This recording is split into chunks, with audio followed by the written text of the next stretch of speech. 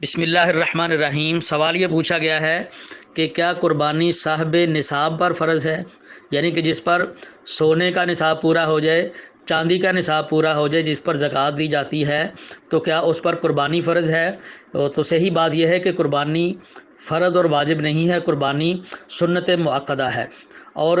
یہ کس پر ہے؟ صاحب نصاب والا تو کہیں حدیث کے اندر کوئی لفظ نہیں ہے۔ حدیث کے اندر یہ لفظ ہے کہ جس کے پاس طاقت ہو، جس کے پاس حیثیت ہو۔ سنن ابن ماجہ کی روایت ہے، حدیث نمبر 3125۔ بعض علماء نے اسے حسن کہا اور بعض علماء نے اسے صحیح کہا۔ نبی علیہ السلام نے فرمایا کہ من کان لہ سعۃ، جس کے پاس وسعت ہے، جس کے پاس حیثیت ہے، جس کے پاس طاقت ہے، ولم یضحی، اور پھر وہ قربانی نہ کرے، فلا یقربن مصلانا، تو وہ ہماری عیدگاہ میں نہ آئے۔ تو نبی علیہ السلام نے یہ تو کسی حدیث میں نہیں فرمایا کہ من مالا کا نصاباً، جو نصاب کا مالک ہو چکا ہے اور وہ قربانی نہ کرے تو ہماری عیدگاہ میں نہ آئے۔ تو یہ جو من کان لہ سعۃ، جس کے پاس طاقت موجود ہے، تو اس کو نصاب کے ساتھ کیسے جوڑا جا سکتا ہے؟ اس لیے کہ نصاب کا تو حدیث کے اندر لفظ ہی نہیں ہے۔ اور نبی علیہ الصلوۃ والسلام آپ کے گھروں کے اندر امہات المومنین بیان کرتی ہیں کہ مدینہ میں بھی آ کر ایک مہینہ چولہا نہیں جلا کرتا تھا، گویا کہ حالات اس طرح کے تھے، لیکن اس کے باوجود نبی علیہ الصلوۃ والسلام قربانی ہر سال 2 قربانیاں کیا کرتے تھے۔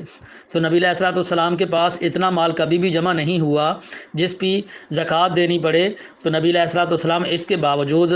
ہر سال قربانیاں 2 کیا کرتے تھے۔ تو گویا کہ پتہ چلا کہ یہ صاحب نصاب کی بات نہیں ہے بلکہ صاحب حیثیت کی بات ہے۔ ایک بندے کے پاس نصاب نہیں ہے لیکن اتنی سی طاقت ہے کہ وہ 20,000 کی 30,000 کی قربانی کر سکتا ہے، تو اسے قربانی کرنی چاہیے۔ اور امام البیہقی، انہوں نے معرفت السنن والآثار اپنی اس کتاب کے اندر لکھا ہے، اور یہ صحیح اثر ہے۔ ان ابی سریحہ تھا، ابو سریحہ کہتے ہیں کہ ادرکت ابا بکر و عمر و کانا لی جارینی، میں نے ابو بکر اور عمر رضی اللہ تعالیٰ عنہ کو دیکھا اور پایا وہ میرے دونوں پڑوسی ہی تھے، و کانا لا یضحیان، وہ قربانی نہیں کرتے تھے۔ تو علماء نے لکھا ہے کہ سال 2 سال درمیان میں سے وہ کبھی چھوڑ دیتے تھے تاکہ لوگ یہ نہ سمجھنے کہ قربانی واجب ہے۔ تو حضرت ابو بکر صدیق رضی اللہ تعالیٰ عنہ، حضرت عمر رضی اللہ تعالیٰ عنہ صاحب حیثیت ہونے کے باوجود کبھی انہوں نے چھوڑ دی، لیکن یہ جو چھوڑی ہے اس سے کم از کم یہ تو پتہ چل رہا ہے کہ جس کے پاس حیثیت موجود ہے اس کے لیے واجب نہیں ہے، تو کبھی انہوں نے چھوڑ بھی دی۔ تو بہرکیف جس کے پاس طاقت موجود ہے، یہاں سے ہمیں یہی پتہ چل رہا ہے کہ اسے قربانی کر لینی چاہیے۔ ایک بندے کے پاس طاقت 12,000 کی ہے، 15,000 کی ہے، اس کے پاس اتنا 7.5 تولے تونا، جس کی قیمت تقریباً سمجھ لیں کہ 7.5 لاکھ ہی بن جائے، اتنی نہیں ہے، چاندی جتنی نہیں ہے، لیکن 10,000 بندہ دے سکتا ہے، 15,000 کا گائے کی قربانی کے اندر حصہ ڈال سکتا ہے، تو وہ صاحب حیثیت ہے، اسے قربانی کر لینی چاہیے۔ تو قربانی کے نصاب والی بات کہیں بھی ثابت نہیں ہے۔ دوسری بات یہ ہے کہ کیا گھر کے پھر ہر فرد کو الگ الگ قربانی کرنی پڑے گی؟ تو یہ بھی بات درست نہیں ہے، بلکہ قربانی گھر کا سربراہ ہی کرے گا۔ اس گھر کے اندر باقی جتنے افراد ہیں وہ شادی شدہ ہیں، غیر شادی شدہ ہیں، ایک گھر کے اندر جتنے لوگ بھی رہ رہے ہیں، تو ان ساروں کی طرف سے ایک قربانی کافی ہو جائے گی۔ سنن ابن ماجہ کے اندر روایت ہے، حدیث نمبر 3122، اور یہ صحیح روایت ہے کہ نبی علیہ الصلوۃ والسلام کان اذا اراد ان یضحی، جس وقت نبی علیہ الصلوۃ والسلام قربانی کرنے کا ارادہ کرتے، اشترا کبشین عظیمین سمینین، تو نبی علیہ السلام 2 موٹے تازے بہترین خوبصورت اور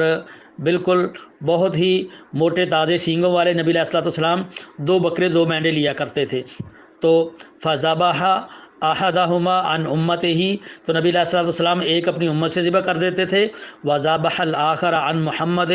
وعن آل محمد صلی اللہ علیہ وسلم، اور دوسرا اپنی طرف سے اور اپنے اہل و عیال اور آل محمد صلی اللہ علیہ وسلم ان کی طرف سے ذبح کر دیا کرتے تھے۔ تو نبی علیہ الصلوۃ والسلام یہ 2 ہی قربانیاں کیا کرتے تھے، اور ایک اپنی امت کی طرف سے کر دی اور ایک اپنے سارے گھر والوں کی طرف سے کر دی، اس میں بیویاں بھی شامل ہو گئیں۔ صحیح مسلم کی حدیث ہے، حدیث نمبر 1967، 1967، اور سنن ابی داؤد کے اندر یہ حدیث ہے،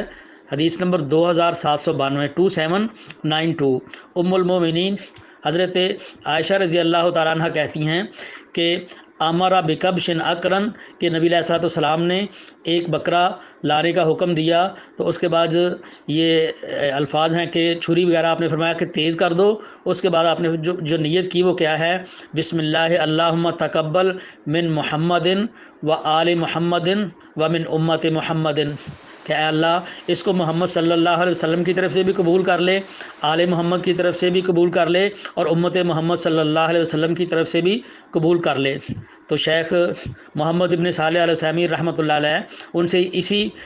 جب اس کے بارے میں سوال کیا گیا تو انہوں نے کہا کہ جب ایک فیملی ایک گھر میں اکٹھی رہتی ہے تو ان کی طرف سے ایک قربانی ہو جائے تو ٹھیک ہے، اس لیے کہ نبی علیہ الصلوۃ والسلام نے اپنی اور اپنے اہل خانہ کی طرف سے اپنی بیویوں کی طرف سے ایک ہی قربانی کی ہے۔ اور شیخ صاحب نے فرمایا کہ نبی علیہ الصلوۃ والسلام کی بیویاں تو 9 تھیں۔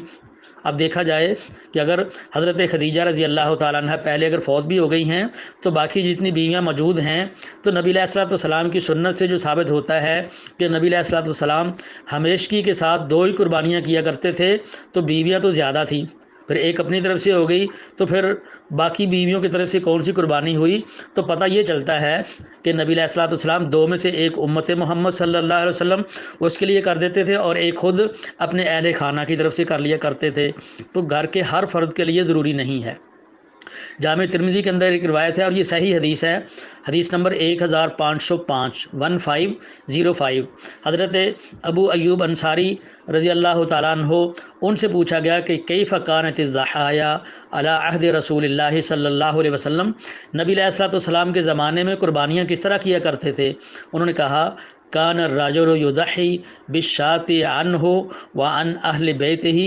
ایک بندہ ایک ہی قربانی اپنی طرف سے بھی اور اپنے گھر والوں کی طرف سے بھی کر لیا کرتا تھا۔ تو مدینہ سارے کا سارا وہ غریب فقیر تو نہیں تھا، اہل مدینہ ان میں بڑے بڑے صاحب ثروت بھی موجود تھے، ان میں باغات کے مالک بھی موجود تھے، ان میں بہت زیادہ پیسے والے بھی موجود تھے۔ تو حدیث کے اندر آتا ہے کہ ایک بندہ اپنی طرف سے اپنے اہل بیت کی طرف سے ایک ہی قربانی کر لیا کرتے تھے۔ اور مصنف عبد الرزاق کے اندر ایک صحیح اثر ہے، حضرت ابو ہریرہ رضی اللہ تعالیٰ عنہ کے بارے میں آتا ہے کہ ان ابا ہریرہ کان یذبح الشاة یقول اہلہ وعنا، حضرت ابو ہریرہ رضی اللہ تعالیٰ عنہ ایک ہی بکری ذبح کیا کرتے تھے، تو ان کے اہل خانہ کہتے کہ جی ہماری طرف سے، تو وہ کہتے وعنکم، یہ تمہاری طرف سے بھی ہے۔ تو اس سے تو یہی پتہ چل رہا ہے کہ نبی علیہ الصلوۃ والسلام نے بھی الگ الگ ہر بیوی کی طرف سے نہیں کی، صحابہ کرام بھی الگ الگ، سارے اہل خانہ جتنے بھی ہیں یا اپنی جتنی بیویاں ہیں جتنی اولاد ہے ان کی طرف سے ہر بندہ صاحب حیثیت نہیں کیا کرتا تھا، بلکہ حضرت ابو ہریرہ رضی اللہ تعالیٰ عنہ بھی ایک ہی بکری کرتے اور اپنے اہل خانہ کو کہتے یہ میری طرف سے بھی ہے اور تمہاری طرف سے بھی ہے۔ اسی وجہ سے حافظ ابن القیم رحمۃ اللہ علیہ انہوں نے زاد المعاد کے اندر لکھا ہے وکان من ہدیہ صلی اللہ علیہ وسلم، کہ نبی علیہ الصلوۃ والسلام کا طریقہ یہی تھا کہ ان الشاة تجزئ عن الرجل وعن اہل بیتہ ولو کثر عددہم، کہ ایک بکری بندے کی طرف سے اور اس کے اہل خانہ کی طرف سے کافی ہوتی تھی، خواہ ان کی تعداد بہت زیادہ بھی ہو۔ اور امام شوکانی رحمۃ اللہ علیہ نیل الاوطار کے اندر لکھتے ہیں کہ والحق ان الشاة الواحدۃ تجزی عن اہل البیت، کہ ایک بکری پورے گھر کی طرف سے وہ کفایت کر جاتی ہے، وَإِن كَانُوا مِائَةَ نَفْسٍ، اگرچہ وہ 100 بندے ہی گھر کے افراد ہوں تو ان کی طرف سے بھی ایک بکری کافی ہو جاتی ہے۔ تو یہ جو ہم نے گزارشات کی ہیں اس سے پتہ چلتا ہے کہ قربانی صاحب نصاب پر فرض کرنا، اس کا حدیث میں کہیں کوئی اس طرح کے الفاظ نہیں ملتے ہیں، بلکہ صاحب استطاعت پر ہے۔ دوسرا یہ کہ قربانی گھر کے ہر فرد کی طرف سے نہیں ہے، بلکہ پورے گھر کی طرف سے ایک قربانی ہو جائے تو یہ کفایت کر جاتی ہے۔